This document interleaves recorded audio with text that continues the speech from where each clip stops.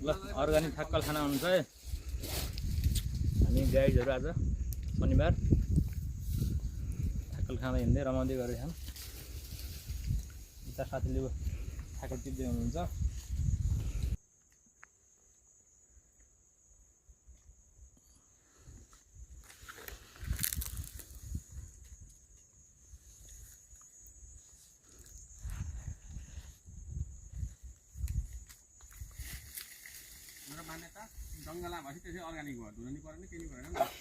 है जङ्गलमा यस्तो शान्त जङ्गलमा शीतल जङ्गल कुन गाउँपालिका हो? तिनौ हो? तिनौ गाउँपालिका। तिनौ त पर्छ होला नि कि रिब्दीकोट हो? तिनौ चाहिँ हो नि।